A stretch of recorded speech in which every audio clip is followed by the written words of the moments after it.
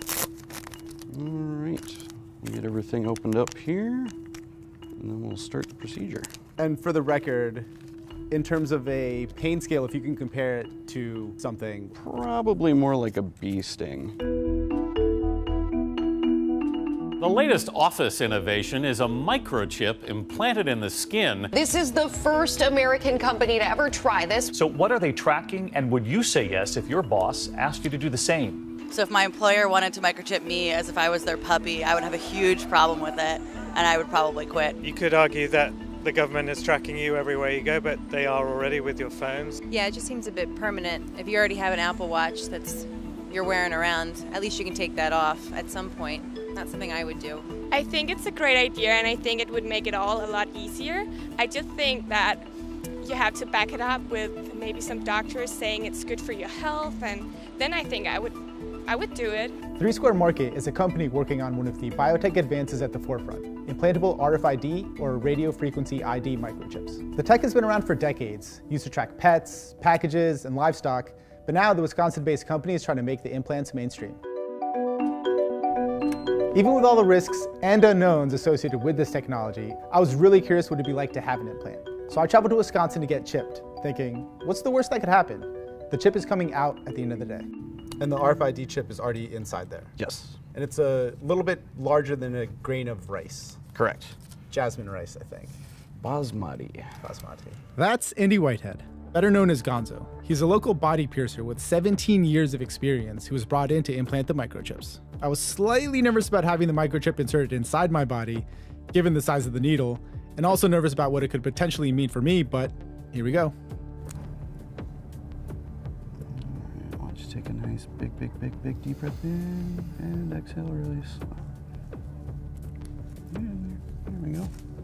It's in there. It's in there. Pretty quick and easy. I feel like a cyborg. Here you go, you're a proud member now. Indeed, part of the club.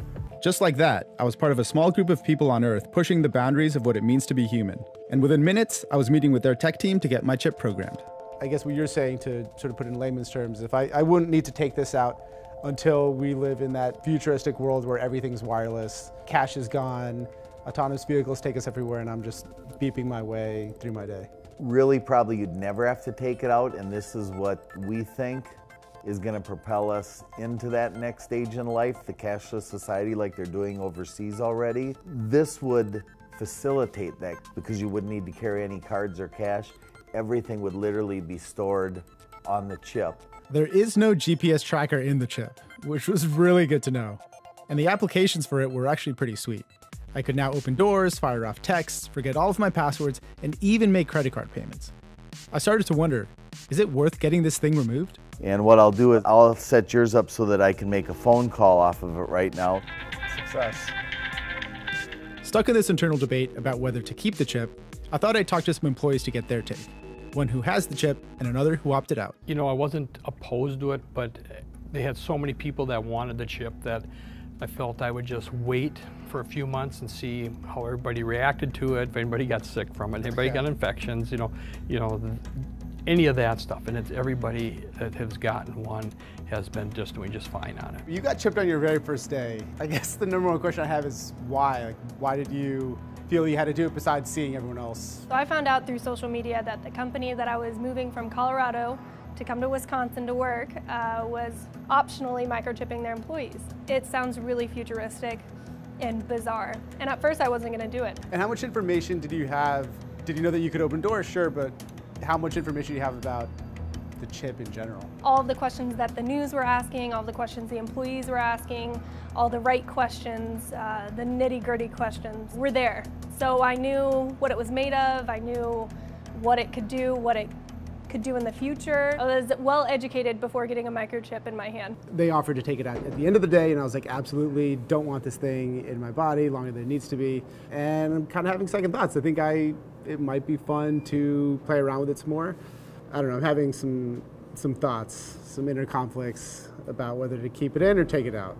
Upon application, there's a risk of infection, but beyond that, are there any downsides to having an RFID chip implanted anywhere in your body? This is an approved device. There's been nothing that has come out since 2004 that has done anything to change the FDA's stance on it. Well, for one thing, I'm not sure it's been conclusive whether or not these are safe for the human body. I know the FDA approved them years and years ago, but I think long term is sort of when we find these things out. That's Michelle Demoy. She researches how new technology could impact personal privacy. Along with health complications, I was also concerned about the security of the chip itself. Just how safe was my personal information on the chip? And was it safer there in my hand than in my wallet or phone? What ends up happening in a lot of situations with technology, and you can even point to any of the major tech companies that you interact with on a daily basis, they start off wanting data for one reason and end up using it for many other reasons. And so that switch of what your expectations are, is a little different when you are using a device or service where you ostensibly have an ability to walk away from it. And when you have something implanted in your body, of course, that removes that ability. 34 billion avenues exist for your information to travel down every single day. Everything you do, whether you're checking Facebook, checking out at the supermarket, driving your car, anything, your information's everywhere. Say I was sitting at a booth at a diner, because it doesn't have to be a line of sight read. It could go through a Band-Aid and potentially through a box or something thicker. Say someone was hoping to steal someone's identity, they're just scanning randomly in a restaurant. Could they pick up my information? Is anything unhackable?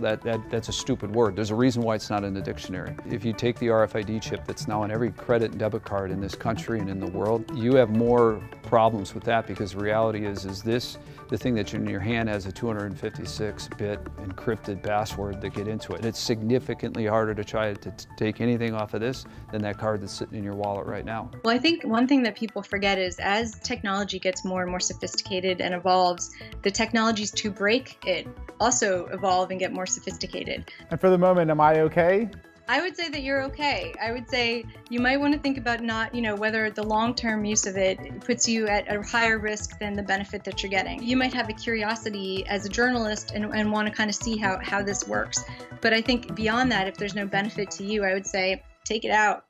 Even though there are a lot of lingering questions about this technology, I decided to keep the chip anyway. So for full disclosure, I actually got microchipped. It's in my hand right here. I don't know if you guys want to touch it. Oh my God. Why would you do that? Truth is, the potential of this technology is vast. It's being tested for security checkpoints and military bases. Doctors are using it to better track patient health data. In Sweden, chipped residents are using it to pay for things, like their train commute. And it could even help make the smart guns we've seen in movies like Skyfall a reality. Encoded to your palm print so only you can fire it. On the regulation side of things, what would you say to lawmakers about the benefits of biohacking and potential risks? Like, what would you say a lawmaker who's just finding out about biohacking and people implanting different things and trying sort of CRISPR and gene mutation? What's your message to them? It's basically what you don't know.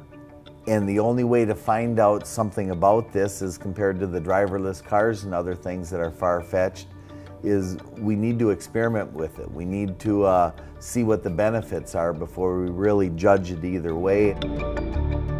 So if things were to go horribly wrong and spiral out of control, if I needed this out, I could do it myself.